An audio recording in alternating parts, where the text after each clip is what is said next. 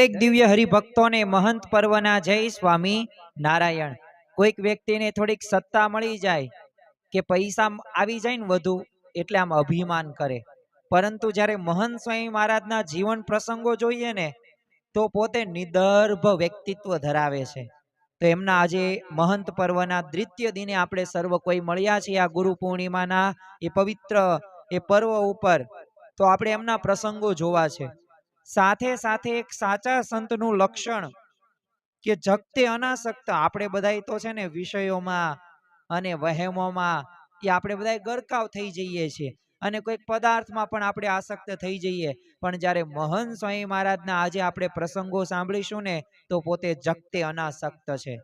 તો અદ્ભુત પ્રસંગોની આજે આપણે વાતો કરવી છે, અને એમાંથી આપણે પ્રેરણા પ્રાપ્ત કરવી છે.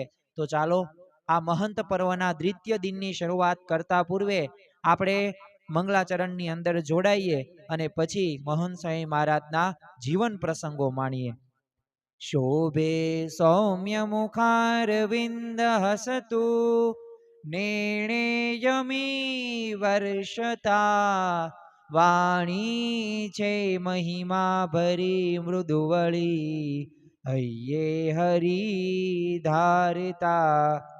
યોગી રાજ પ્રમુખજી હૃદયથી, જેના ગુણે રીઝતા, વંદો સંત મહંત સ્વામી ગુરુને, કલ્યાણકારી સદા.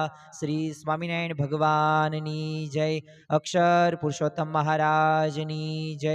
ગુણાતીતાનંદ સ્વામી મહારાજની જય. પ્રમુખ સ્વામી મહારાજની જય. પ્રગટ ગુરુ હરિ મહંત સ્વામી મહારાજની જય. સુરત અક્ષરધામ મહોત્સવની જય. દરેક દિવ્ય હરિભક્તોને મહંત પર્વના દ્વિતીય દિનના ભાવભર્યા સ્નેહભર્યા જય સ્વામી નારાયણ. આપણે કરુણા મૂર્તિ જે આપણને સંત મળ્યા છે, કે એમનામાં કરુણા કેવી છે, એ જીવ પ્રાણી માત્રની અંદર એવા આપણે પ્રસંગોનું આપણે આચમન કર્યું કે ખરેખર મહંત સ્વામી મહારાજના જીવનની અંદર આપણને કરુણા જોવા મળે છે. આજના તૃતીય દિનની અંદર આજે આપણે વાત કરવાની છે મહંત સ્વામી મહારાજનો એક ગુણ, એટલે કે નિર્દર્ભ વ્યક્તિત્વના ધારક. હવે નિર્દર્ભ એટલે શું? તો અભિમાન વગર. આમ તો ત્યાગીઓ અને ગૃહસ્થોની અંદર જો કોઈક એક તફાવત જોવા મળતો હોય ને, તો જે સાધુ હોય એટલે કે તે જે ત્યાગી હોય તેને અભિમાન કરવું જોઈએ નહીં. ગૃહસ્થને તો સહેજે સહેજે અભિમાન થતું જોવા મળે છે. એને તો અભિમાન ટાળવાનું જ છે, કારણ કે એ અહમ રહ્યો ને એ કોઈનો સંતોષાતો નથી. એટલે અહમને સંતોષવા માટે આપણે ભગવાન અને ભગવાનના અખંડ ધારક એવા સત્પુરુષનો આપણે યોગ કરવાનો છે. અને ખરેખર શા માટે એમનો યોગ કરવાનો છે? કારણ કે એમનું વ્યક્તિત્વ નિર્દર્ભપણું જોવા મળે છે.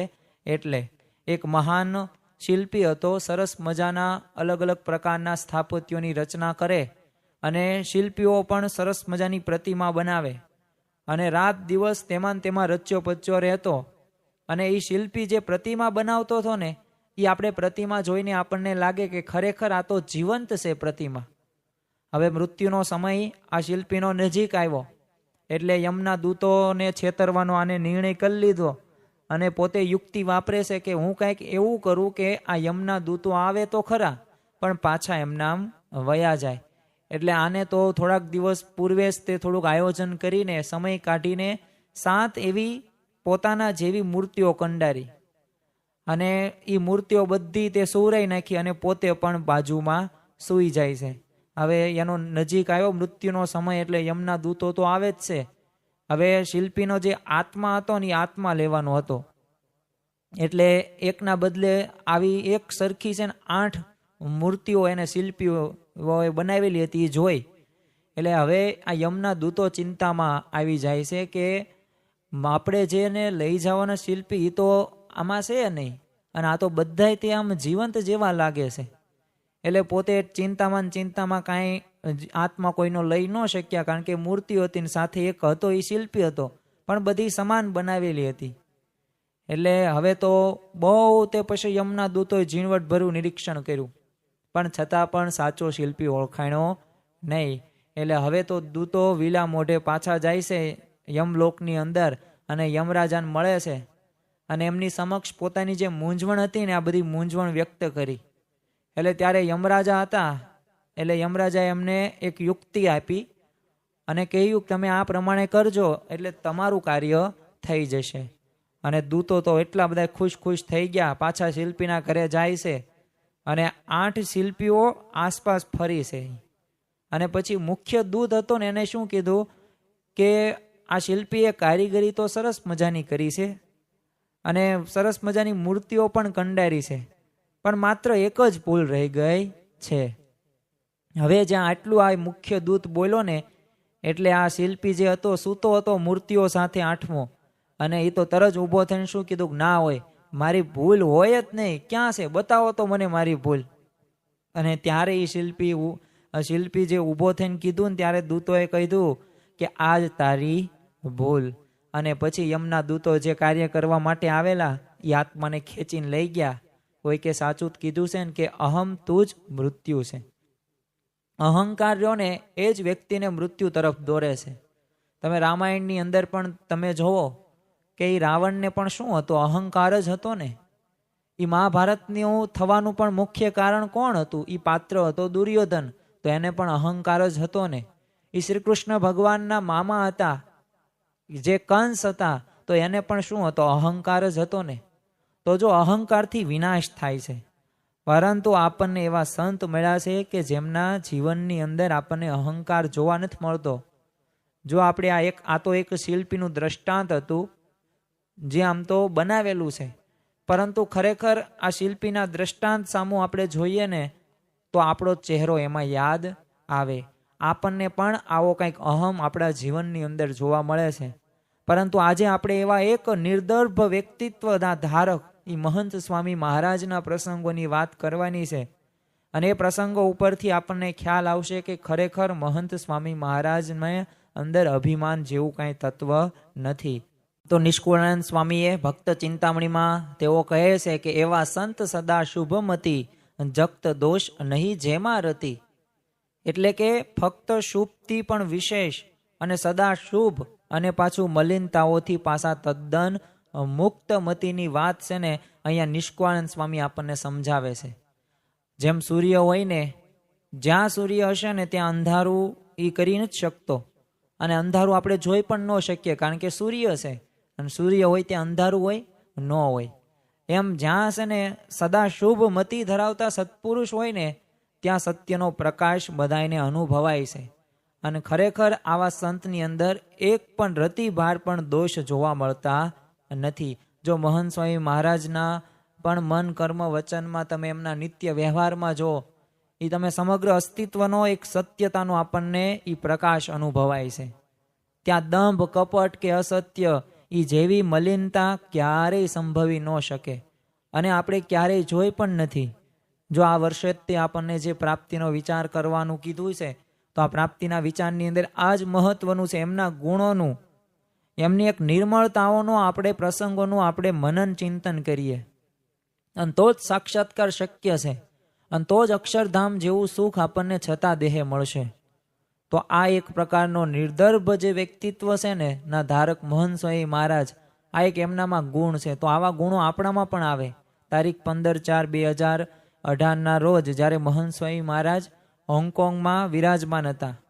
હવે સંતો એક મુમુક્ષુના ઘરેથી છે ને જૂના જમાનાનો વપરાયેલો ડાયલ પેડ વાળો, એટલે જે ચકડા વાળો પેલા મોબાઈલ એવો ફોન આવતો હતો અને હાથમાં રિસીવર પકડવાનો ફોન, આ લઈને મહંત સ્વામી મહારાજ પાસે આવેલા.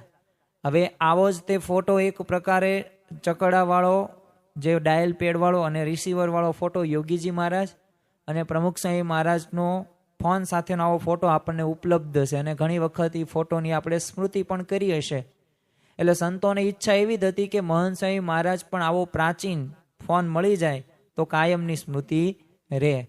એટલે સ્વામીશ્રી સાંજે વોકિંગ બાદ સેવક સંતને વિનંતી કરી કે સ્વામી આપ ફોન લઈને આવ્યા છીએ તો આપ હાથમાં પકડીને વાત કરો ને તો સરસ ફોટો આવશે.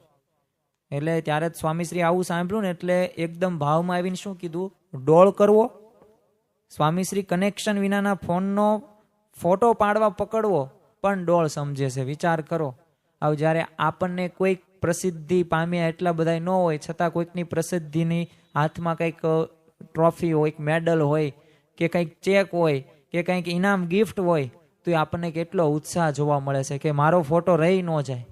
અને જો આપણા તો નિયમ જ છે 3 મુખ્ય, કે જમવાની અંદર પ્રથમ, ફોટાની અંદર મધ્યની અંદર એટલે ફોટો વ્યવસ્થિત આવે, અને બાજવામાં છેલ્લે. આવા નિયમ સાથે આપણે જીવી રહ્યા છીએ. પરંતુ મહંત સ્વામી મહારાજને તો કોઈ પણ પ્રકારનો આવો ડોળ કરવો ગમતો નહીં. એટલે તેમણે તો અનિચ્છા દર્શાવી.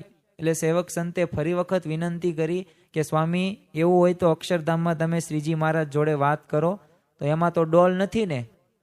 એટલે સ્વામીશ્રીએ ડાબા હાથમાં રિસીવર લીધું અને થોડુંક સ્મિત કરતા બોલવા લાગ્યા કે હે મહારાજ, તમને ડિસ્ટર્બ નથી કરવા, પણ આ બધા મુક્તોની ઈચ્છા છે, એટલે જય સ્વામી નારાયણ. અને એમાં એ ફોટો એમને બધાએ પાડી લીધો. તો ખરેખર જો મહંત સ્વામી મહારાજ એ દંભના આચરણથી છે ને આમ જોજન દૂર રહેનાર એ સ્વામીશ્રીના સંતોને રાજી કરવા એમને ફોનમાં વાત કરી. બાકી એમને પોતે એવી રીતે દંભ કરવો અને એવી સ્મૃતિ બધાને આપવી એવો વિચાર એમને સુદ્ધા માત્ર પણ આવ્યો નથી. તો એટલે આપણે નિર્દર્ભ વ્યક્તિત્વના ધારક કહીએ છીએ. મહંત સ્વામી મહારાજ જ્યારે ગુરુપદે આવ્યા ને ત્યારે કેટલાક ભક્તોની ઈચ્છા એવી રહેતી કે જેમ સ્વામીશ્રી એટલે પ્રમુખ સાહેબ મહારાજ જેમ ઉપવસ્ત્ર ગાતરિયું પહેરે છે ને, એક સેવક સંતે સ્વામીશ્રીને આ અંગે વિનંતી કરી કે બધાની ઈચ્છા છે કે તમે આવી રીતે ઉપવસ્ત્ર ગાતરિયું પહેરો. એટલે ત્યારે સરળ સ્વામીશ્રી તો ભક્તોને રાજી કરવા મૂર્તિની જેમ આમ ઊભા રહ્યા, પરંતુ પોતાની ગુરુની અથવા કોઈ વ્યક્તિની નકલ કરવાની એમની ભાવના છે ને હૃદયમાં પહેલેથી જોવા નહોતી મળી. એટલે એકાંતમાં નમ્રતાથી કોઈની લાગણી ઠેસ ન પહોંચે ને એ રીતે એમને અણગમો વ્યક્ત કરતા કીધું કે મને આવું ગમતું જ નથી, આવો ખોટો દંભ શા માટે કરવાનો, એટલે તમે આવું મને મારી પાસે કરાવો નહીં. જો આ પ્રમુખ સ્વામી મહારાજને પણ કોઈ કે યોગીજી મહારાજની જેમ નકલ કરવાનું કહેતા ત્યારે પ્રમુખ સ્વામી મહારાજ હંમેશા કહી દેતા કે એ તો યોગી બાપાની રીત હતી, મારી રીત એવી એટલે હું શું યોગી બાપાની નકલ કરું, એટલે મારી એવી રીત નથી, હું જેવો છું તેવો છું, મને કોઈની નકલ કરતા નથી આવડતું, મારામાં જે ન હોય તે ઉપજાવીને કરવાનું મને ન ફાવે. તો જો પ્રમુખ સ્વામી મહારાજ જે નિર્દભપણાની એ જ સુવાસ આપણને અત્યારે મહંત સ્વામી મહારાજના જીવનની અંદર જોવા મળે છે. બાકી અત્યારે તમે જુઓ કે વ્યક્તિ આજે સત્તા, કીર્તિ કે થોડાક પૈસા વધુ કમાય તો પોતે કેટલો બધો અભિમાન કરે છે અને પોતે દેખાવો પણ એટલો બધો કરે છે. પરંતુ આવા સત્પુરુષ સામે આપણે દ્રષ્ટિ કરીએ ને ત્યારે આપણને ખ્યાલ આવે કે ખરેખર એમનામાં નિર્દર્ભપણું નથી. સંત હતા. હવે એ એક સંતના એક શિષ્યએ એક પ્રશ્ન પૂછ્યો આ સંતને કે મહારાજ, આપણે બધા તો પૃથ્વીવાસીઓ રહ્યા, અનાજ ને ફળ ને આવું બધું ખાઈએ છીએ, પણ આ ભગવાન શું ખાતા હશે? કારણ કે આપણે જ્યારે પણ થાળ ધરાવીએ ત્યારે એમાં કાંઈ ઓછું તો થતું નથી. એટલે આ સામે સંતે શું જવાબ આપ્યો કે ભગવાન છે ને માણસનું અભિમાન ખાય છે, અને અભિમાન રહ્યું ને એ ભગવાનનો ખોરાક છે. જો શાસ્ત્રની અંદર એટલે જ તે કામ, ક્રોધ, લોભ, મોહ, મત્સ, માયા, તૃષ્ણા, અહંકાર, એમાં મદ એટલે અભિમાનને પણ સ્થાન આપવામાં આવ્યું છે. અને અભિમાન રહ્યું ને માનવીને લૌકિક રીતે તો એ પ્રગતિમાં અવરોધ કરે જ છે, એ તો મોટામાં મોટો દુશ્મન છે જ તે. પણ આપણે આધ્યાત્મિક માર્ગની અંદર પણ આગળ વધવું હોય ને તો આધ્યાત્મિક માર્ગની અંદર પણ આ દુશ્મન છે અને અધોગતિ તરફ પ્રેરે છે. અને અભિમાન આપણને સુખ લેવા દેતું નથી. કારણ કે તમે જુઓ કે મંદિરની અંદર આપણે જતા હોઈએ અને કોઈક વ્યક્તિ આપણને કાંઈક શબ્દ કહે તો જો આપણે અભિમાન હોય ને આપણામાં તો એ વાક્યો સામે આપણે ઝાપટી દઈએ અને બીજી વખત મંદિરે પણ ન જોઈએ. સભાની અંદર રવિ સભાની અંદર ગયા હોઈએ અને આપણે 6ઠી 7મી લાઈનની અંદર હોય અને તમને ત્યાંથી ઊભા કરી દેવામાં આવે ને પાછળ બેહરાવવામાં આવે તો તમે શું કરો? તમે પાછળ બેસો તો ખરી, પણ સભા પૂરી થાય પ્રસાદી લીધા વિના, સંતોના દર્શન કર્યા વગર ઘરે વહી જાઓ અને એવો સંકલ્પ કરી નાખો કે બીજી વખત આ મંદિરની અંદર આવવું નથી. અરે આ સાચી હકીકત, વાસ્તવિક અત્યારના પ્રસંગો છે. અત્યારે જો ટેકનોલોજી વધી રહી છે, લોકો પાસે પૈસા પણ વધુ છે, પણ સાથે સાથે અભિમાન પણ વધતું ગયું છે. કોઈક પાસની વ્યવસ્થા ન થાય, ઉતારાની વ્યવસ્થા ન થાય, સંતો તમને કાંઈક પ્રશ્નનું સમાધાન ન કરે. આપણે કેવું છે, આપણે એક પ્રકારે ભિખારી જેવું આપણું જીવન અત્યારે થતું જોવા મળે છે કે આપણે ગમે ત્યારે કંઈક આપણી માંગણી જ હોય છે અને આ માંગણી જો સંતોષાય તો આપણે રાજી, અને જો સંતોષાય નહીં તો આપણે કુરાજી. તો જો યાદ રાખવું કે આધ્યાત્મિક માર્ગની અંદર આ જે આપણા સ્વભાવો છે, પ્રકૃતિ છે, એવા પ્રસંગો ભગવાન ઉપજાવશે, એવા વ્યક્તિઓ, એવા હરિભક્તો આપણી સામે આવશે, એવું કહેશે, એવું વર્તન કરશે, તો ત્યારે આપણે સ્થિત પ્રજ્ઞ થવાનું છે. જો આમ તો આપણે સ્વામિનારાયણ ભગવાને પણ ઘણી બધી સ્થિત પ્રજ્ઞતાની વ્યાખ્યા વચનામૃતની અંદર, એમને ગુણાતીતાનંદ સ્વામી પોતાની વાતોની અંદર અને શ્રીમદ ભગવદ્ ગીતાની અંદર પણ શ્રી કૃષ્ણ ભગવાન અર્જુનને સમજાવે છે.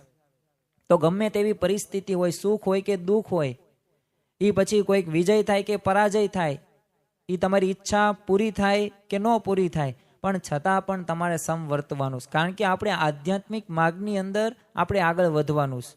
અને આધ્યાત્મિક માર્ગે તો જ વધી શકીશું કે જ્યારે આપણામાં નિર્દર્ભપણું આવશે, એ અહમ શૂન્યતા આવશે, તો નિર્માનીપણું આવશે ને તો આ શક્ય છે. સન 2017 મે મહિનામાં મહંત સ્વામી મહારાજે માંદગી ગ્રહણ કરી હતી. એટલે સ્વામીશ્રીની તો અમદાવાદમાં અંદર સારવાર શરૂ હતી. એટલે આ દિવસો દરમિયાન તેઓ સ્વપ્નની વાતો કરતા કહેતા કે એમના સ્વપ્નની અંદર તો ક્યારેક નીલકંઠ વર્ણી આવ્યા હોય, તો ક્યારેક બાળ મુક્તો આવ્યા હોય, અને સ્વપ્ન દર્શનની વાત બધા સંતોન જણાવતા હતા મહંત સ્વામી મહારાજ. એટલે એક દિવસ ગુજરાતના એક મંત્રી, જેઓ સંસ્થા અને સ્વામીશ્રી પ્રત્યે થોડા ગુણાનુરાગ ધરાવતા હતા, એટલે તે સ્વામીશ્રીના સ્વપ્નમાં આવ્યા હતા અને સ્વામીશ્રીએ સંતોને રોજની જેમ આ વાત એમને કરી. હવે આ પ્રસંગને 1 મહિનો વીતી ગયો. એક દિવસ એ મંત્રીને છે ને અગત્યના કાર્ય માટે સ્વામીશ્રીના આશીર્વાદ લેવા માટે આવેલા. એટલે વ્યવસ્થાપકને ફોન કર્યો. એટલે વ્યવસ્થાપકે તો સ્વામીશ્રીના સ્વપ્નમાં મંત્રી આવેલા ને એને ખબર હતી, પણ કેટલા દિવસ અગાઉ આવેલું ને તે ખ્યાલ નહોતો. એટલે એમણે તો મંત્રીશ્રીને ફોન પર કહ્યું કે મહંત સ્વામી મહારાજના સ્વપ્નમાં તમે 2 દિવસ પહેલા આવ્યા હતા. એટલે તો હું તેઓને જ ફોન આપું છું, લ્યો તમે એમની સાથે વાત કરો. અને સ્વામીશ્રીએ એ મંત્રીને સૌપ્રથમ કહ્યું કે જય સ્વામિનારાયણ, તમે સ્વપ્નની અંદર 2 દિવસ પહેલા નહીં પણ મહિના પહેલા આવ્યા હતા. અને પછી જે બીજી બધી જે અગત્યની વાત કરવાની હતી એ ત્યારબાદ તેમણે કરી. જો આપણે હોઈએ ને તો એમ જ કહીએ કે હા 2 દિવસ પહેલા જ તમે આવ્યા. હવે ત્યાં કોણ સપનામાં જોવા આવવાનું છે અને ક્યાં એમને દેખાવાનું છે હું સાચું બોલું છું ખોટું બોલું છું. આપણે કેવું કરવી છીએ? દેખાડવા માટેની જિંદગી જીવી રહ્યા છીએ. યાદ રાખવું કે અત્યારે આધુનિકતાના નામે જે અત્યારે આપણે વેસ્ટર્ન કલ્ચરને એવા વિચારો સાથે આગળ વધી રહ્યા છીએ ને, તો લાંબા ગાળે આપણને એમથી નુકસાન જ થવાનું છે. જો આપણે પાછા વેદો તરફ પાછા વળવું જ પડશે. આપણી સંસ્કૃતિ ખરેખર શું છે ને એમાં જ વળવું જ પડશે. અને અહીંયા સ્વામીશ્રીના જીવનની અંદર આ નિદર્ભપણાનું વ્યક્તિત્વ રહ્યું, પર્સનાલિટી અહીંયા જોવા મળે છે. જો વાત ખાલી નાની જ હતી, એ મંત્રીશ્રી અને આજુબાજુ ઉભેલા સંતોને એ ત્યારે સ્વામીશ્રીની જે સચ્ચાઈ હતી ને એ સ્પર્શી ગઈ. જો આમાંથી પ્રેરણાઓ લાખો નહીં કરોડો લોકો લેશે, પણ આવી વાતો, આવા પ્રસંગો, આવું વર્તન એ આપણને ખબર હોવી પડે. જુલાઈ 2018 મહંત સ્વામી મહારાજ જ્યારે સારંગપુરની અંદર વિરાજમાન હતા, ત્યારે આ દિવસો દરમિયાન એટલાન્ટા ખાતે અમેરિકાના બાળ જે કિશોર અને કિશોરીઓ હતી એમની શિબિરનું એક આયોજન શરૂ કરેલું હતું. એટલે સારંગપુરમાં જ રહ્યા થકા સ્વામીશ્રી જ્યારે વિડીયોની અંદર જ તે પોતે પ્રશ્નોત્તરીનો લાભ આપવાના હતા. એટલે સ્વામીશ્રીને જે પ્રશ્નો પૂછવાના હતા ને એ અગાઉથી જણાવી દેવામાં આવ્યા હતા. એટલે સ્વામીશ્રી જ્યારે કક્ષમાં કેમેરા સામે બિરાજ્યા અને પ્રશ્નોત્તરી શરૂ થઈ, એટલે એમાં અચાનક એક છે ને અગાઉ નક્કી કરેલ આમ પ્રશ્ન બહારનો જ પ્રશ્ન પૂછ્યો કે સ્વામી આપ અત્યારે ક્યાં છો? એટલે સત્પુરુષ આમ સ્થૂળ દેહે ભલે સારંગપુર હોય પણ દિવ્ય દેહે કરીને તો આપણી ભેગા છે ને, એ આમ ન્યાય પ્રશ્ન પૂછનાર અને તમામ શિબિર આર્થીઓ હતા એ બધાને અપેક્ષા હતી કે સ્વામીશ્રી આવો જ જવાબ આપશે અને એટલા અંટાત બોલશે. પરંતુ સ્વામીશ્રી કાંઈ બોલ્યા જ નહીં. એટલે બાજુમાં છે ને સેવક સંત હતા, એમને એવું લાગ્યું કે સ્વામીશ્રીનો પ્રશ્ન બરાબર સંભળાયો નથી. એટલે સંતોએ કહ્યું કે એટલા અંટા બોલવાનો પ્રયત્ન તેમને કરાવ્યો અને બોલ્યા પણ ખરા સંતો. પણ સ્વામીશ્રી તો કેમેરા સામું જોઈને કહે કે સારંગપુર. અને સૌને ત્યારે અનુભવ્યું કે કોઈના બોલાવ્યા સ્વામીશ્રી બોલે એવા નથી. તેઓના અંતરની અંદર જે સાચું છે ને એ જ તેઓ રજૂ કરતા હોય છે. તો એમ જો આપણે પણ આપણા જીવનની અંદર જે સત્ય છે, જે સાચું છે ને એ કહેવું. નિદર્ભપણું રહ્યું ને એ અગત્યનું છે, કારણ કે એનાથી જ નિર્માનીપણું આવશે. અને દરેક સાધનોની અંદર આપણને નિર્માનીપણું આવવું ને એ જ અગત્યની વાત છે. કામ, ક્રોધ, લોભ ને એ બધું ક્યારે ટળશે કે જ્યારે નિર્માનીપણું હશે ને તો ક્યારેય તે તમને ક્રોધ નહીં આવે. એ માન આડું નહીં આવે અથવા તો બીજા પ્રશ્નો પણ નહીં આવે. સન 2017માં મહંત સ્વામી મહારાજ અમેરિકાના વૃષ્ટન મંદિરે પધાર્યા હતા. એટલે અહીંયા કિશોર દિનની સભાની અંદર કિશોરીઓએ એક સ્વામીશ્રીને પ્રશ્ન પૂછેલો કે અમે અભ્યાસ કરીએ છીએ પણ તેમાં અમને એકાગ્રતા રહેતી નથી. એટલે આપ અમારા આદર્શ છો, તો આપ જ અમને જણાવો કે અમે કેવી રીતે તૈયારી કરીએ. અને તમે જ્યારે વિદ્યાર્થી અવસ્થાની અંદર હતા ત્યારે તમે કેવી રીતે તૈયારી કરતા અને પરીક્ષા પૂર્વે આપ શું કરતા હતા. એટલે ત્યારે સ્વામીશ્રીએ તો અત્યંત સાહજિકતા જવાબ આપ્યો કે હું અભ્યાસ કરતો જ નહોતો, પરીક્ષા આવે એટલે લખી નાખવાનું અને પહેલો અને બીજો નંબર આવે. જો સ્વામીશ્રીની યાદ શક્તિ એટલી સતેજ છે ને કે જુએ કે સાંભળે ને તરત જેમ છે ને એમ એમને યાદ રહી જતું. હવે કિશોરોને અભ્યાસમાં વિશેષ થોડીક પ્રેરણા મળે ને એટલે કિશોર પ્રવૃત્તિ જે સંભાળતા કૃષ્ણ પ્રેમદાસ સ્વામીએ પ્રશ્ન થોડોક બદલીને સ્વામીશ્રીને પૂછ્યો કે આપ પરીક્ષા આપતા પહેલા પ્રાર્થના કરતા. એટલે સ્વામીશ્રી ફરીથી એ જ બોલ્યા કે એ વખતે કાંઈ સત્સંગ નહોતો એટલે પ્રાર્થના કે એવું કાંઈ અમે કરતા નહીં. હવે વિચાર કરો કે લાખો ભક્તો જ્યારે કોઈ વ્યક્તિને આદર્શ તરીકે જોતા હોય અને આ પ્રકારના શબ્દો નીકળવા એ ખૂબ અઘરી વાત છે. આવું બોલતા આપણે કરીએ કે લોકો મારા માટે શું વિચારશે, હું આ બોલું કે ન બોલું, પછી મને આદર્શ ગણશે કે નહીં ગણે. અને આવું વિચાર્યા વિના છે ને સ્પષ્ટપણે જેમ છે ને એમ સ્વામીશ્રીએ કહી દીધું. શા માટે? કારણ કે એમનામાં નિદર્ભપણુની ચરમસીમા હતી ને એટલે. અને આ ચરમસીમા આપણને ત્યારે દેખાણી. તો ખરેખર એમના જીવનની અંદર આવું નિદર્ભપણું છે એવું આપણે પણ રાખવું જોઈએ. કોઈકને સારું લગાડવા માટે હું આ જ હોય નહીં વર્તનની અંદર છતાં પણ એવું બોલીએ સારું તો હકીકતની અંદર એમાં પછી કાંઈ અસર શબ્દોની થતી નથી. સન 2018માં મહંત સ્વામી મહારાજ ગઢડામાં વિરાજમાન હતા. આમ તો ગઢડા આપણને યાદ આવે ને મંદિર એટલે ગઢડામાં શ્રીજી મહારાજ યાદ આવે, એ દાદા ખાચરના દરબાર યાદ આવે અને ખરેખર ગઢપુર જોતા શ્રીજી મુને સાંભળે. કારણ કે એ ગઢડાની અંદર દાદા ખાચરનું એવું જીવન હતું અને 27 વર્ષ સુધી મહારાજ એ ગઢડાની અંદર રહેશે. તો આ ગઢડાની અંદર જ્યારે વિરાજમાન હતા અને સવારે સભા બાદ સ્વામીશ્રી સંત આશ્રમમાં એક મુખ્ય પગથિયા ઉતરતા અને બાજુમાં એક જમણી બાજુ ઉભેલા ઘટાદાર એક લીમડા નીચે છે ને પધાર્યા. હવે આ લીમડો છે ને શાસ્ત્રીજી મહારાજે વાવેલો ને ઉછરેલો. એવી રીતે આ લીમડો બહુ પ્રસાદીનો હતો અને હરિકૃષ્ણ મહારાજ અને સ્વામીશ્રીને યોગ્ય તો વધુ પ્રસાદીનો થાય ને એ ક્ષણોની થોડીક સ્મૃતિ છબીઓ ઝીલાય એવું આયોજન કરવામાં આવેલું ત્યાંના સ્થાનિક સંતો દ્વારા. એટલે સ્વામીશ્રીએ વિનંતી કરવામાં આવી કે આપ મુદ્રા કરતા હોય ને એમ વિરાજો. એટલે સ્વામીશ્રીએ ફક્ત પોઝ આપવાનો હતો, પરંતુ સ્વામીશ્રી માટે કશું અભિનયનો ભાગ નહોતો. તેઓ તો બધું જ સાચું જીવે છે ને એવી રીતે પૂર્ણપણે પોરવાઈ ગયા. અહીં એવું જ થયું કે મુદ્રા કરતા કરતા સ્વામીશ્રી અને ગુરુ હરિમાં લીન થઈ ગયા. થોડો સમય વીત્યો પછી સ્વામીશ્રીને જગાડવા પડ્યા અને જાગીને સ્વામીશ્રીએ કીધું પહેલું જ વાક્ય કે મજા આવી ગઈ. તો જો ખરેખર એ તમે સ્મૃતિ છબી લેવી છે કે તમારે પોતે સ્ટોર કરવી છે એના માટે તેઓ જીવતા નથી, પરંતુ તેઓ જેવું જીવન જીવે છે ને એવું સાહજિક રીતે પોતે વર્તન કરતા જોવા મળે છે. આમ ડ્યુઅલ પર્સનાલિટી કહેવાય, એટલે કે બેવડા વ્યક્તિત્વનો રોગ છે ને આજે જન મનમાં ઘર કરી ગયો છે. કારણ કે વ્યક્તિના ભીતર અને બહારના આચાર વિચાર છે ને જુદા હોય છે. પરંતુ આધુનિકતાના આ અભિશાપથી મહંત સ્વામી મહારાજ તો લાખ ગવ દૂર હોય ને એવું આપણને જોવા મળે છે. ફેબ્રુઆરી 2018માં સ્વામીશ્રી જ્યારે મેલબર્ન એટલે ઓસ્ટ્રેલિયાની અંદર પધાર્યા હતા ત્યારે સ્વામીશ્રીની ઉપસ્થિતિની અંદર વિવિધ ઉત્સવોની સારી રીતે ઉજવાયા અને એ માટે મંદિરની એક નજીક જ સ્વામિનારાયણ નગર ઊભું કરવામાં આવ્યું, જેવું આપણે પ્રમુખ સ્વામી મહારાજ શતાબ્દી મહોત્સવના ઉપક્રમે અમદાવાદની અંદર એ ભવ્ય અને દિવ્ય એ જે નગરનું આયોજન કરેલું એવું જ અહીંયા કરવામાં આવ્યું હતું, પણ થોડોક નાના સ્કેલ ઉપર.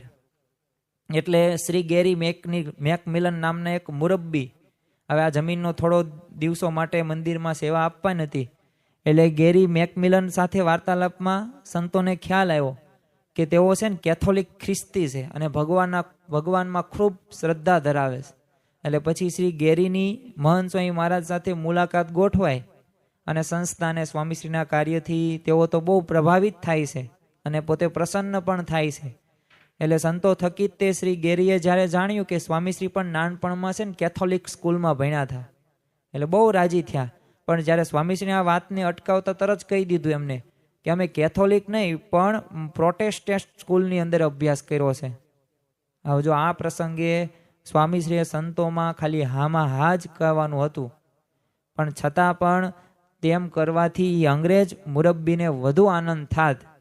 પણ છતાં પણ એ નિર્દર્ભ, નિર્મળ અને નિખાલસ વ્યક્તિત્વ ધરાવનાર સ્વામીશ્રીને એ સાચી વાત કહેવામાં લેશ માત્ર પણ ખચકાટ થયો નહીં. એમણે તો જેમ હતું ને એવું જ એમને કહ્યું.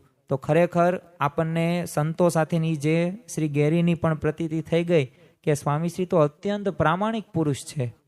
કોઈને રાજી કરવા, પોતાનો પ્રભાવ પાથરવા ખોટું સહેજ પણ ચલાવી લેતા નથી. અને આવા સંત અને આવા ભગવાન જેવા સંત આપણને આ અખંડ નિવાસ કરીને આ ધરતી ઉપર રહેશે તો ખરેખર આપણો એમને સમાગમ કરવાનો છે. જો એમનામાં જો નિદર્ભપણું આટલું બધું હોય તો આપણે પણ આપણા જીવનની અંદર આ નિદર્ભપણું રાખવું જોઈએ. તો ખરેખર આપણે ભગવાનનો નિશ્ચય આપણે કરવાનો છે અને આપણો એમને સમાગમ કરવાનો છે. કારણ કે આ સમાગમથી જ આવા ગુણો આવશે. જો સંતમાં આવા ગુણો હોય તો આપણે એમનો જો નિત્ય સમાગમ કરીએ તો ખરેખર આપણા જીવનની અંદર પણ આવા ગુણો આવે. તો આજના તૃતીય દિનની અંદર, મહંત પર્વની અંદર આપણે સમજવાનો પ્રયત્ન કર્યો કે આપણા જીવનની અંદર પણ નિદર્ભપણું કેટલું જરૂરી છે. અને નિદર્ભપણું આવશે તો જ નિર્માનીપણું આવશે, અહમ શૂન્યતા આવશે, અનેક આપણું નિર્મળ વ્યક્તિત્વ સ્થાપિત થશે. આમ તો કોઈક વ્યક્તિને સામાન્ય પરિસ્થિતિમાંથી તે ઉચ્ચ સ્થિતિ સુધી પહોંચે છે એટલે કે એ રંકમાંથી રાજા થાય છે. તે વર્ષો સુધી મહેનત કરે છે ને એની પાસે પૈસા આવે છે, એની પાસે ધન, સંપત્તિ અને સત્તા, કીર્તિ થાય છે. ત્યારે તે વ્યક્તિ પછી નાના કોઈ વ્યક્તિઓનું ધ્યાન રાખતો જોવા મળતો નથી. અને પેલા વિષયોની અંદર તો લેવાયેલો નથી હોતો, પરંતુ જ્યારે એને સફળતા અને આવી ધન સંપત્તિ વધે ત્યારે એમાં એ અનાસક્ત થઈ જાય છે. એટલે કે તેમાં જ તે રચ્યો પચ્યો રહેશે. આપણે એવા ઘણા બધા ઉદાહરણો સાંભળ્યા હશે, જે ઉદાહરણો ઉપરથી આપણને ખ્યાલ આવે છે કે શરૂઆતની અંદર તો તે વ્યક્તિ સારામાં સારી રીતે અભ્યાસ કરતો જોવા મળતો હશે, પછી એકદમ તે પોતે તેને સફળતા પ્રાપ્ત થઈ જાય ત્યારબાદ વિષયોના ભોગના લીધે એની જિંદગી સાખી બરબાદ થઈ જાય છે. પરંતુ આજે આપણે એનાથી કંઈક વિપરીત એવા સત્પુરુષના ગુણોની વાત કરવાની છે, જે જગતે અનાસક્ત છે. આમ તો ભગવાન સ્વામિનારાયણ પુરુષોત્તમ બોલ્યા પ્રીત્ય ગ્રંથની અંદર એક સાચા સંતનું એક લક્ષણ જણાવતા કહે છે કે સંસારમાંથી ચિત્ત ઉખેડીને એ હરિમાં જોડે ને એને સંત કહેવાય. હવે સામાન્ય રીતે માટે આ સદગુણ એક પાયાની શરત ગણી શકાય સંત માટે. કારણ કે સંસારનો ત્યાગ કરીને એમનો જો કોઈ મુખ્ય હેતુ કે ઉદ્દેશ હોય છે ને સંતનો, તો એ કયો ઉદ્દેશ હોય છે કે હરિમાં મન જોડવું. એટલે કે ભગવાન કરતા હરતા છે અને ભગવાનનામાં જ વૃત્તિ કેળવવી, આ એક પાયાની એક શરત ગણી શકાય. અને જે સાધુ કે સંતે આ કાર્ય કરતા નથી તો એના આપણને દાખલાઓ પણ વિવિધ જોવા મળે છે કે જે સામાન્ય રીતે વિષયોમાંથી સ્વભાવોમાં લેવાય છે અને એનું પતન થતું જ હોય છે, અપકીર્તિ મળે છે. પરંતુ આ સાધનાના શિખરે પહોંચ્યા બાદ પણ આ સદગુણ પૂર્ણપણે આપણે સિદ્ધ કરવો ને એ હકીકતની અંદર કેટલું અઘરું છે, તો સિંહણ દોહવા જેવું કપરું છે. પણ અનાદિ સિદ્ધ એવા મહંત સ્વામી મહારાજ સંસારમાં રહેવા છતાં પણ એનાથી નિષ્પૃહ રહે છે. એ વિવિધ ભોગ અને એમને સ્પર્શી નથી શકતા. જેમ કમળને એક જળનો સંગ હોય પણ તેથી નિર્લેપ રહે છે, એમ મહંત સ્વામી મહારાજ પણ આ જગતમાં રહેવા છતાં એ જળ કમળવત રહે છે. એના માટે જ આપણે એમને કહીએ છીએ કે જગતે અનાસક્ત ઉપમા રહી એ યોગ્ય અર્થે સાબિત થઈ છે. આપણે જગતની અંદર ઘણા બધા એવા વ્યક્તિઓ જોયા હશે કે જેમની પાસે કામ, ક્રોધ, લોભ, મોહ આવા સ્વભાવોથી ભરપૂર માત્રા એમના મગજની અંદર રહેલી છે. એમને સારું સારું ભોજન જોઈએ છે, તેમને સારા સારા સ્થળે ફરવું ગમે છે. તો આવા બધા પ્રકારના સ્વભાવોમાં તે લેવાઈ જાય છે. એટલે કે એ અનાસક્ત થઈ શકતા નથી. પરંતુ મહંત સ્વામી મહારાજ તો આનાથી વિરુદ્ધ પ્રકૃતિના છે.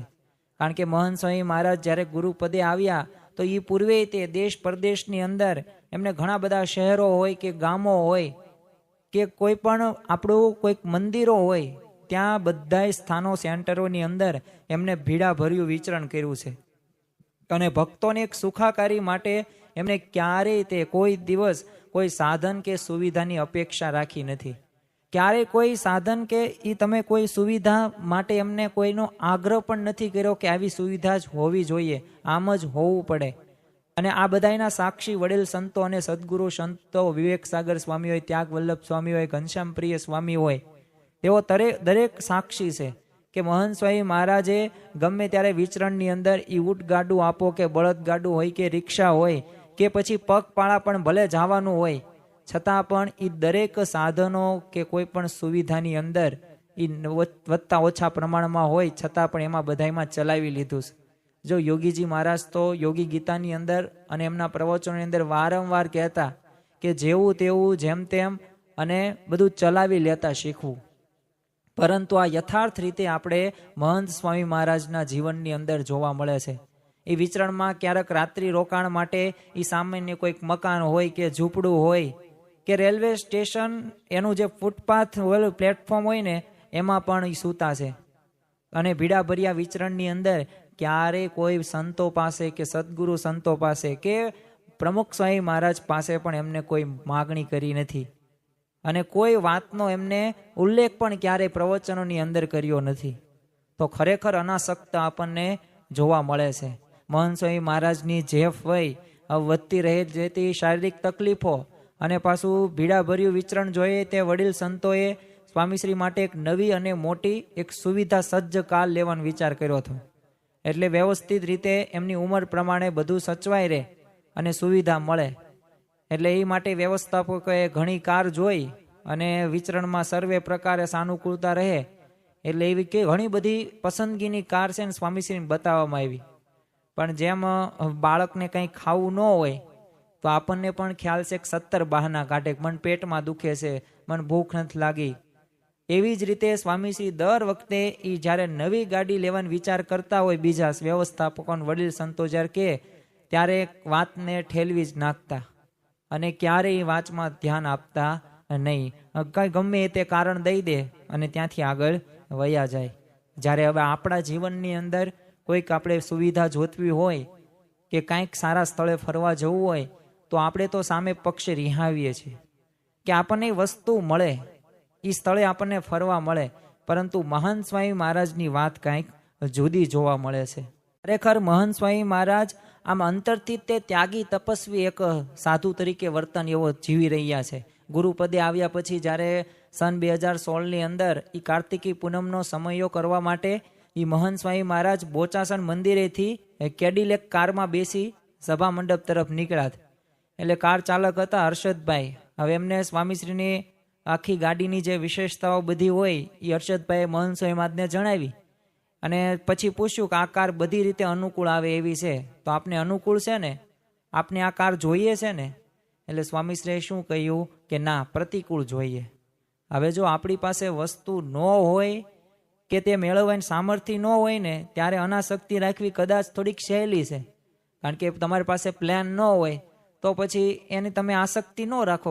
પ્લાન ન હોય તો કાંઈ નહીં, અત્યારે 4 વ્હીલ તો છે ને, આવી રીતે સહેલાઈથી તમે કરી શકો.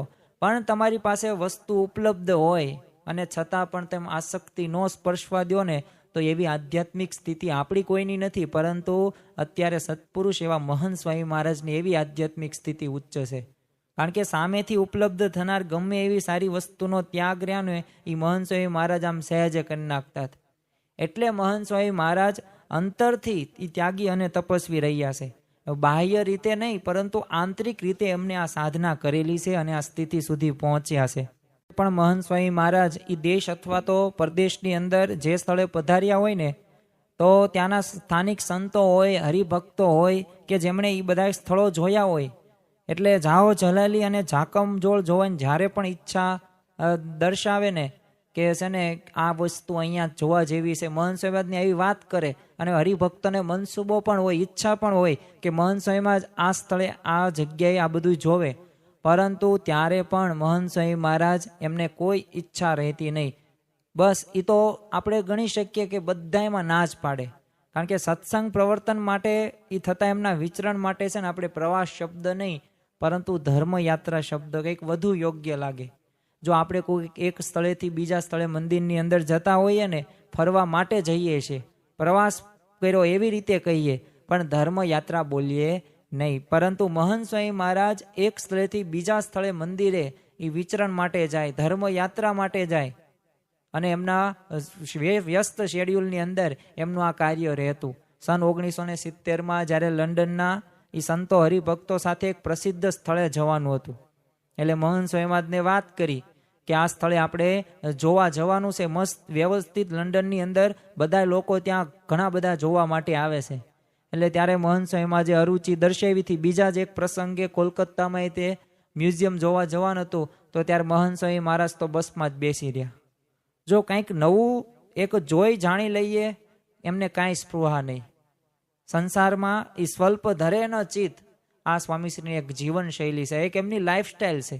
બાકી આપણને કોઈક જગ્યાએ ફરવાનું કહે કે સારી સારી બાબતો આપણે જોઈ ન હોય તેવી વાત આપણને કહે આ સ્થળે આમ છે, ચાલો હું લઈ જાઉં, તો આપણે તરત તે જઈએ. ગમે તેવું સોનાનું કામ હોય ને તો એ મૂકીને પણ ત્યાં જઈએ. પરંતુ મહંત સ્વામી મહારાજના જીવનની અંદર આ જોવા મળતું નહીં. દુબઈની સરકારે તે દરિયામાં એક અજાયબી સમૂહ સ્થાન તૈયાર કર્યું હતું અને એનું નામ છે પામ જુમેરા. હવે એની પ્રાકૃતિક પામ વૃક્ષ જેવી છે, એટલે આ સ્થાન પર અનેક હોટલો અને મકાનો છે. એમાં એક મકાન આપણા સત્સંગી બંધુ અમિતભાઈ બિલનું છે. એમાં સન 2019ની અંદર મહંત સ્વામી મહારાજ અબુધાબીની ધર્મયાત્રામાં પધાર્યા હતા. એટલે ત્યારે અમિતભાઈની વિનંતીથી એમને રાજી કરવા માટે એમના ઘરે 3 રાત રોકાયા.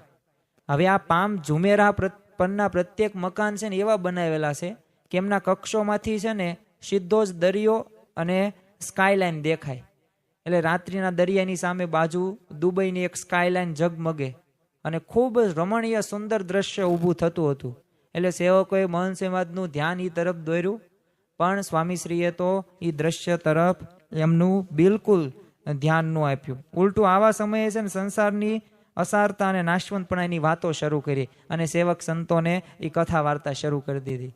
તો જો આપણને સહેજે સહેજે આવા સ્થાનો ઉપર જઈએ ને તો કંઈક આ જોવાનું બાકી રહી ગયું, આ જોવું છે, આ કેવું મસ્ત આપણા મગજને ગમે અને આપણું ચિત્ત ન્યાજ તે પોરવાઈ જાય. પરંતુ મહંત સ્વામી મહારાજ આવી રીતે એમનું ચિત્ત, એ આધ્યાત્મિક સ્થિતિ એમની જીવનશૈલી જેવી હતી કે આવા એકયમાં એવો સ્નેહ ધરાવતા નહીં. શ્રીજી મહારાજે વચનામૃત ગઢડા પ્રથમના 27:67માં કીધું છે કે સત્પુરુષને એક વિશિષ્ટ લક્ષણ જણાવતા કીધું કે કોઈ સત્પુરુષ છે ને એને આ લોકમાં સુખમાં તો પ્રીતિ જ નથી. અને ખરેખર આપણી ગુણાતીત ગુરુ પરંપરાની વાત કરીએ ને તો ગુણાતીતાનંદ સ્વામીથી લઈને અત્યારે મહંત સ્વામી મહારાજના જીવન સુધી એ દરેક ગુણાતીત સત્પુરુષોના જીવનની અંદર એ કોઈ ખાવા બાબતે, કોઈક સારી સારી બાબતો જોવા બાબતે એ કાંઈ પણ પ્રકારની એમાં એમને રાગ દ્વેષ રહેતો નહીં. અને એમાં પોતે ઈચ્છા પણ નહોતા વ્યક્ત કરતા.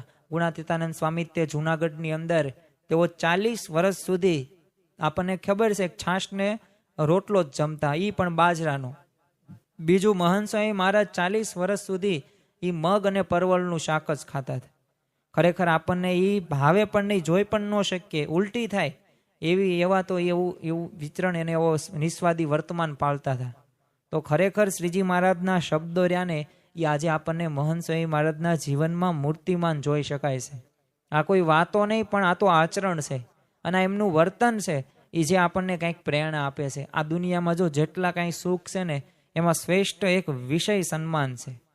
એટલે તુલસીદાસી એટલે જ કીધું છે ને કે નહીં કો અસ જન્મા જગમાહી પ્રભુતા પાઈ જાહી મદ નાહી. એટલે આ દુનિયામાં એવો કોઈ જન્મો નથી કે જેને પ્રભુતા મળ્યા પછી મદ ન ચડે.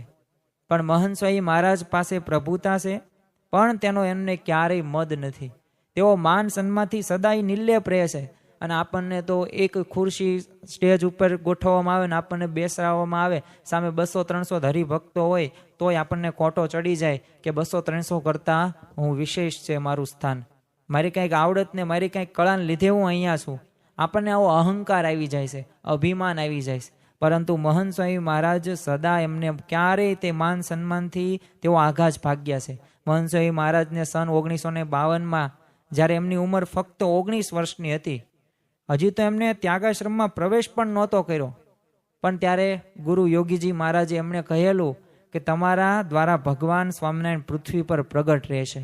જો આ સત્પુરુષના વાક્યો છે, અને આ સત્પુરુષના વાક્યોના કેટલા વર્ષો થયા, તો 73 વર્ષ થઈ ગયા, અને હજી તો સાધુ પણ નથી થયા, પણ છતાં પણ યોગીજી મહારાજી બ્રહ્મ વાક્ય બોલ્યા. અને ત્યારે કીધું, પણ આ વાતને મહંત સ્વામીએ ક્યારેય એમને જાહેર ન કરી. ઠેઠ 2019ના વર્ષની અંદર એક સહેજ વાર્તાલાપ શરૂ હતો, અને એમાં સ્વામીશ્રીથી આ મુખે આ વાત નીકળી ગઈ, અને 7 દાયકા થઈ ગયા, 70 વર્ષ થઈ ગયા, પણ છતાં એ સ્વામીશ્રી આ વાત છુપી રાખી. જો પોતાની વાહ તેવી થાય ને, એ અંતરથી એમને કોઈ દિવસ રુચિ રાખી જ નથી. અને આપણે તો કોઈક નાનું કોઈક કાર્ય કર્યું હોય, કંઈક સેવા કરી હોય, તો એમાં આપણને મત ચડી જાય છે, આપણને અભિમાન આવી જાય છે કે મેં કર્યું, મારાથી થયું. ખરેખર તો આપણા જીવનની અંદર આ મેં અને હું રહ્યો ને, એનો હકીકતની અંદર ઓછું રાખવાનું છે. પ્રમુખ સ્વામી મહારાજ તો કહેતા કે હંમેશા આઈ રહ્યો ને એ સ્મોલ બીજી એબીસીડીનો રાખવો, પહેલી એબીસીડીનો રાખવો નહીં. અને એક વખત તો એમને સાથે કરીને એ પત્રની અંદર એ પહેલો અક્ષર બીજી એબીસીડીનો આઈ લખ્યો. એટલે કોઈક સેવક સંતે કીધું કે સ્વામી બાપા હવે અંગ્રેજી 6 ચોપડી ભણેલા, એટલે એટલું બધું કાંઈક અંગ્રેજીનું જ્ઞાન નહોતું. એમને પહેલાંથી ઈચ્છા હતી, પણ શાસ્ત્રીજી મહારાજે કીધું હતું કે તમને ભણાવશું અંગ્રેજી, અને એવી રીતે સાધુ કરવા બોલાવી નાખ્યા, પછી પાછું સંસ્કૃત ભણાવ્યું. પરંતુ ત્યારે પ્રમુખ સ્વામીએ કીધું કે મને ખ્યાલ છે, પરંતુ આ યાર્યો ને એ હંમેશા સ્મોલ રાખો, તો અહંકાર આવશે નહીં. બાકી મેં કર્યું, હું કર્યું, આવો ભાવ હશે ને, તો જો આવો ભાવ તો રાવણને પણ રહ્યો નથી, આવો અહંકાર એ દુર્યોધનને પણ નથી રહ્યો, અને મામા કંસને પણ રહ્યો નથી. તો ખરેખર આપણે આવી રુચિ રાખવાની નથી. પ્રમુખ સ્વામી મહારાજે તેઓને સન 2012ની અંદર અમદાવાદની અંદર વડીલ સંતોની ઉપસ્થિતિ હતી, સદગુરુ સંતોની, અને સંસ્થાના પ્રમુખ પદે અને લાખો ભક્તોના ગુરુ પદે નિમ્યા હતા પ્રમુખ સ્વામી અગાઉથી. પરંતુ મહંત સ્વામી મહારાજે વડીલ સંતોને કહ્યું કે આ વાત તમે જાહેર ન કરતા, અને બધાને પ્રાર્થના કરી કે જ્યાં સુધી પ્રમુખ સ્વામી મહારાજ હયાત છે ત્યાં સુધી આ વાત બહાર જવી પડે નહીં. અને સ્વામીશ્રીએ પછીના 4 વર્ષ દરમિયાન ક્યારેય કોઈની આ વાતનો અણસાર પણ ન થવા દીધો. જો પ્રમુખ સ્વામી મહારાજે મને ગુણાતીત વારસો આપ્યો છે, પોતાને મળનારા જે પ્રતિષ્ઠા પર એમને છે ને સ્વહસ્તે પડદો પાડી દીધો હતો. તો આ ખરેખર છે ને જે માનના સ્વાદે અનેકને જકડી રાખ્યા છે ને, એને મહંત સ્વામી મહારાજે 12 ગાંવ દૂર ઠેલી રાખ્યો. તો ખરેખર આપણે પણ આવા પ્રસંગો ઉપરથી અંતરદ્રષ્ટિ કરવાની છે કે શું આ માનના લીધે શું આપણા જીવનની અંદર પ્રશ્નો નથી આવતા? જો એક સ્વાદ તો એ માનના લીધે જ તે થાય છે, એ પ્રકૃતિ આપણે માનને રાખી છે, એટલે જ ઘરમાં એક કંકાસ છે. કોઈક આપણે કંપનીની અંદર આપણે કોઈ કાર્ય કરીએ છીએ, અને સાથી કર્મચારીઓ સાથે કાર્ય કરવાનું હોય છે, તો ત્યારે પણ જો આપણે માન રાખતા હોઈએ ને, તો સમજી લેવાનું દરેકનો સહકાર નહીં મળે. નિર્માનીપણે વર્તવું એ આધ્યાત્મિક માર્ગની અંદર ઉચ્ચ સાધના છે ને, એને એક ફળશ્રુતિ છે. અને આ નિર્માનીપણું આપણને મહંત સ્વામી મહારાજના જીવનની અંદર પણ જોવા મળે છે. તમે જુઓ, ગુરુ પદે આવ્યા એ બાદ પણ કોઈને તેમનામાં ગુરુ ભાવ જોયો જ નથી. બસ સૌના દાસ થઈને વર્ત્યા, દાસ ભાવ, દિવ્ય ભાવ, આવા જ વાક્યો એમના પ્રવચનોની અંદર વારંવાર એ ટીપીને બોલતા હતા. પોતાના શિષ્યોને તો ઠીક, એ નાના બાળકોને પણ નમવામાં એમને ક્યારેય સંકોચ નથી અનુભવે. કોઈને તમને યાદ કરાવે કે સ્વામી આપ સૌના ગુરુ છો, આવું જ્યારે મહંત સ્વામી મહારાજને કહે ને, ત્યારે મહંત સ્વામી મહારાજ શું કે મને મનાતું જ નથી કે હું ગુરુ છું, નેતા છું, મુખ્ય છું. મહારાજ સ્વામી મળ્યા એટલે દાસ ભાવે ભક્તિ કર્યા કરવાની, આમાં કંઈ ગુરુ ન હોય. હવે આવી જ બધી વાત કરો. તમે વિચાર કરો કે જે વ્યક્તિ અહંકારના એ બંધનોથી ખરેખર મુક્ત હોય ને, એના જ મુખ્ય આવા શબ્દો સ્ફુરી આવે. આપણને જુઓ કે દરરોજ અત્યારે મહંત સ્વામી મહારાજ એ આપણને સવારે નિત્ય પૂજાનો લાભ આપી રહ્યા છે. અત્યારે તો આણંદની અંદર છે, હવે પછી આની પહેલા બોચાસણ હતા, હવે પછી નેક્સ્ટ આગળ હિંમતનગરની અંદર જશે, એમનું ધર્મયાત્રા આગળ વધશે, વિચરણ. તો આપણને નિત્ય પૂજાનો લાભ આપી રહ્યા છે. તો એમાં જુઓ તમે કેટલી મિનિટ સુધી તેઓ બધાને પ્રણામ કરે છે. એક ગુરુ શિષ્યને પ્રણામ કરે છે, આપણી પ્રણાલી છે. અને ખરેખર આમાં ગુરુ નાના નથી થતા, પરંતુ આમાં તો ગુરુ મોટા થાય છે. અને આ નિર્માનીપણું એમના જીવનની અંદર આપણને જોવા મળે છે. આપણે પ્રમુખ સ્વામી મહારાજ શતાબ્દી મહોત્સવ અમદાવાદની અંદર ભવ્યતાથી દિવ્યતાથી અને અલૌકિક ઉત્સવનું આયોજન જે થયું, તો એ ઉત્સવની અંદર એ છેલ્લી સભા જ્યારે હતી ને, ત્યારે મહંત સ્વામી મહારાજે 80,000 કરતાં વધુ જે સ્વયંસેવકો હતા, અમુક 1-2 વર્ષથી સેવા કરતા હતા, અમુક 6 મહિનાથી 3 મહિનાથી મહિનાની સેવા કરતા હતા, રાત દિવસ જોયા વગર સેવા કરતા હતા. તો એ દરેકને વિનંતી કરી કે મારે તમને તમારા સાક્ષાત દંડવત કરવા, પરંતુ હવે એમની ઉંમર જેફ વય હતી એટલે બધા વડીલ સંતોએ ના પાડી. અને પછી તેમને શું કર્યું, પછી એમને બધા વડીલ સંતોએ એમને દંડવત કર્યા, બધાય જે સ્વયંસેવકો હતા એમને, અને મહંત સ્વામી મહારાજ વતી. તો આવા ગુરુ આપણને ક્યારે મળે? અને ખરેખર આપણા પૂર્વ જન્મના કંઈક આપણા પુણ્ય હશે તો આપણને આ સત્પુરુષનો ભેટો થયો, આ યોગ થયો ને આપણને આવી પ્રાપ્તિ થઈ. અરે એમને એ જે ચરણ જે ધૂળ હતી ને એ પણ માથે ચડાવી. નારાયણ મુનિ સ્વામી ના પાડી, પણ છતાં પણ એ ધૂળ આપણી જે સ્વયંસેવકોએ જે પ્રમુખ સ્વામીમાં શતાબ્દી મહોત્સવની ચાલ્યા હતા અને એ લઈને તે માથે ચડાવી. તો વિચાર કરો કે આ એમનું નિર્માનીપણું. આ જ્યારે અહંકાર ન હોય ને ત્યારે જ આ શક્ય છે. બીજું, રોબિન્સવિલ અક્ષરધામનું પણ ઉદ્ઘાટન જ્યારે કરવાનું હતું અમેરિકાનું, ત્યારે અમુક બાળકો પરમહંસો બન્યા હતા. તો ત્યારે એમને પગે લાગ્યા મહંત સ્વામી મહારાજ. ના પાડે છે ઓલા બાળકો, પણ છતાં પણ પગે લાગ્યા. શું જાણીને કે આ પરમહંસ જ છે, આ મુક્ત જ છે, આ દિવ્ય જ છે. જો પ્રમુખ સ્વામી મહારાજે તો શબ્દર્દુ કે એક દવા ઘર સભા આપણને આપી અને ઘરના પ્રશ્નો દૂર કરવાનું આપણને એક જડીબુટ્ટી આપી, સંજીવની આપી. પરંતુ એમાં પણ મહંત સ્વામી મહારાજે એ દિવ્ય સાધન બનાવો ઘર સભાને. ઘરના દરેક સભ્યો દિવ્ય છે, મુક્તો છે. જો આ જાણીને રાખીશું ને તો ક્યારેય કોઈ પણ પ્રકારનો પ્રશ્ન નહીં થાય. એવી અલૌકિક અને એક એવી આધ્યાત્મિક પરાકાષ્ઠા આપણને આપી છે. તો આવા આપણને ગુરુ મળ્યા છે. હવે પોતાના જન્મસ્થળ કે પછી પૂર્વાશ્રમના કોઈ પણ સગા સંબંધીઓ હોય, એમના પ્રત્યે ક્યારેય તે મહંત સ્વામી મહારાજ અત્યંત વિરક રહ્યા છે. એટલે જન્મસ્થળ કે સગા સંબંધીઓ તો અંગેની કોઈ માહિતી પણ તેમને ક્યારેક રસ કે રુચિ એમને દાખવી નથી. અમેરિકામાં એક પ્રસંગે તો સ્વામીશ્રી બોલી પણ ગયેલા કે સગામાં તો પહેલેથી જ પ્રીતિ નથી. જો આ સ્વામીશ્રીના પોતાના એ સંબંધીઓ પણ એ સ્પૃહા નથી રહ્યા, પણ પોતાના શરીરની પણ કોઈ સ્પૃહા નથી કરી. મહંત સ્વામી મહારાજની પહેલેથી જ એવી રુચિ કે શરીરને છે ને જરૂરિયાત પૂરતું જ આપવું અને જરૂરનું પણ શક્ય એટલું જ સાદું જ ઉપયોગમાં લેવું. એટલે એમના થાળની તમે વાનગીઓ જોવો ને તો આ વાતની અવશ્ય આપણને પ્રતીતિ આવે. એક સેવક સંતો 6 મહિનાથી રોજ મહંત સ્વામી મહારાજના ભોજન દર્શન આમ નજીકથી કરી રહેલા. એટલે સ્વામીશ્રીનું તો સ્વાદ વિનાનું મોળું રોજનું એકનું એક સરખું મેનું.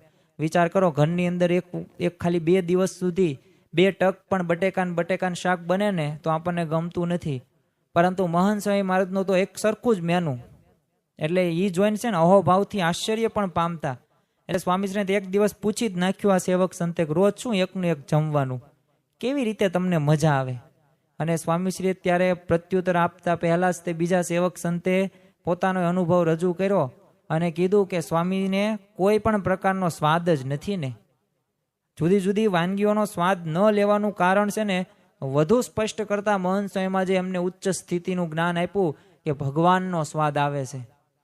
જો આ એક જ વાક્યની અંદર એ સ્વામીશ્રીએ ઉત્તમ પદાર્થો અને જે ભોગમાં અરીચુનું એક રહસ્ય જણાવ્યું છે. ભગવાન સિવાય એમને ક્યારેય કાંઈ વસ્તુમાં માલ રાખ્યો જ નથી. અને આપણે પણ ભગવાનમાં સાચો માલ માની છે ને જગતથી એક અનાસક્ત થવાનું છે. અને આપણા દરેક પ્રશ્નો રહ્યા ને એ પ્રશ્નો કંઈક આવા જ છે. એ ખાવા પીવા હરવા ફરવાના કંઈક સ્વભાવોના, કંઈક પ્રકૃતિના, એ કામ ક્રોધ લોભ મોહ મત્સ માયા તૃષ્ણા અહંકાર, એ આવા બધા ભાવોથી આપણે વર્તીએ છીએ ને એટલે આપણને જે યથાર્થ સુખ મળવાનું છે ને આ સુખ આપણે ભોગવી શકતા નથી. પરંતુ આવા મહંત સ્વામી મહારાજના આપણા પ્રસંગો આપણે જાણીએ ને તો ખરેખર આપણા જીવનની અંદર એક આપણે કઈ દિશાની અંદર ચાલવાનું છે ને આપણી જો ડાયરેક્શન રહે ને રોંગ છે, તો ડાયરેક્શન રાઈટ કરવા માટે આપણા સત્પુરુષ જે રીતે પોતાનું જીવન વ્યતીત કરે છે, આટલી બધી સત્તા હોવા છતાં, ગુરુપદ હોવા છતાં પણ તેઓ કેવું ભોજન લે છે, કેવો એમનો પ્રેમ છે, કેવા અંતરદ્રષ્ટિ પોતે કરે છે, કેવો દિવ્ય ભાવ રાખે છે, અભાવ અવગુણ નથી લેતા અને કેવા નિર્માનીપણે વર્તે છે. તો એવા પ્રસંગો આપણે યાદ રાખવાના છે અને દરરોજ એનું મનન ચિંતન કરવાનું છે.